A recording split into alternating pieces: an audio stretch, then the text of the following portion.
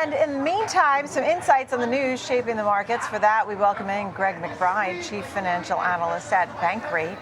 Your thoughts on the market here, which right now is seeing some down arrows as the VIX is creeping higher. It's up about 1% today.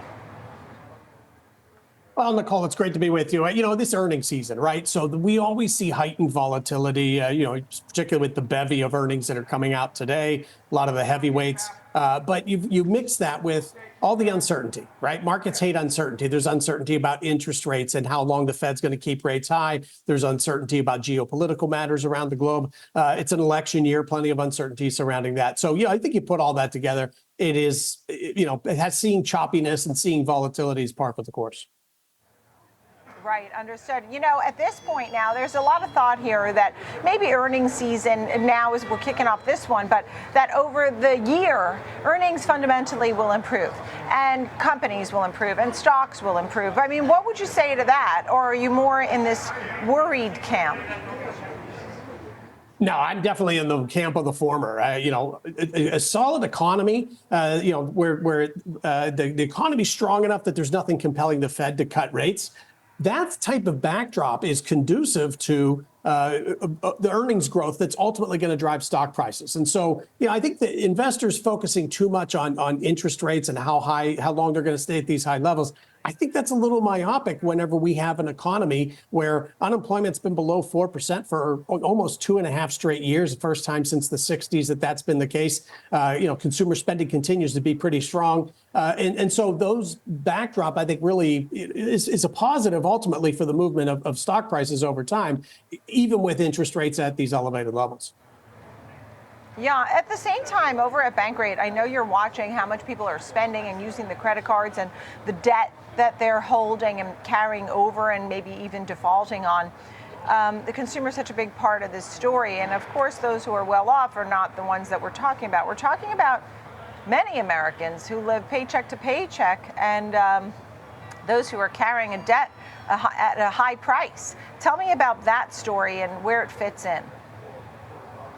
Yeah, despite the big picture of robust economy and low unemployment, that doesn't mean it's rosy for everybody. 60% of American households are living paycheck to paycheck, and things have been particularly tough for them of late because of inflation on top of what's been a cumulative run up in prices of 20 to 25%. So household budgets have really been stretched. You've seen excess savings run down. You've seen credit card debt on the way up. Nicole, we're seeing more people carrying larger credit card balances for a longer period of time and doing so when credit card rates are at a record high. Nobody's financing purchases at 20% because everything's wonderful. That's a clear sign of the strain that millions of households are feeling. Yeah, so a longer hold time, and that is worrisome. I mean, you need good sentiment to have the market take off. I know we'll have slower growth here at home. Even in Asia, we got a China print showing slower growth there as well. The Fed, you don't think the Fed's cutting anytime soon. Do you think the Fed cuts at all this year, or do they need to? There's nothing compelling them at this point to do so. What we need to see, Nicole, is we need to go on a winning streak, getting some better numbers on the inflation front that reinforces the fact that inflation is on a trajectory toward 2%. We have not seen that thus far in 2024. And that's why that timetable for Fed rate cuts keeps getting pushed out further and further. And so we need to go on that winning streak before the Fed's going to get to a point where they feel comfortable enough to begin cutting interest rates. I have a difficult time seeing that happen anytime over the next several months. I think, at this point, even if we started going on a winning streak now, it's probably no earlier. It's certainly not July. I think at the earliest you're probably looking at might be September before the Fed can really get that comfort level that they're looking for. Yeah, and I know you said that the Fed's watching oil, and today oil's at $81.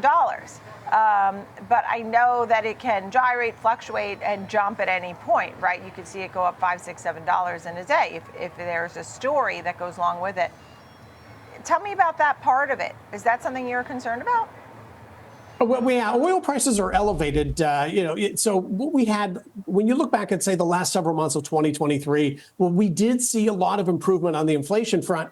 We had the tailwind of falling oil and gasoline prices.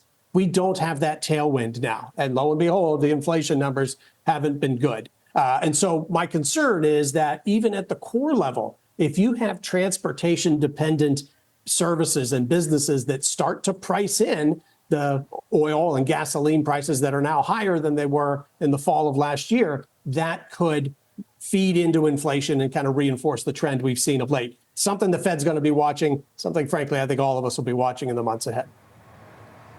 So tomorrow we'll hear from the Fed, right? And we're not likely to get a cut. I mean, there is a sense that maybe he's been a little more hawkish, Jay Powell, than he has been in the past because of some of the sticky inflation we've been seeing. But what about the balance sheet and what they've been doing there? I mean, they've been running that off. And, what about that going forward? Because that's another tool.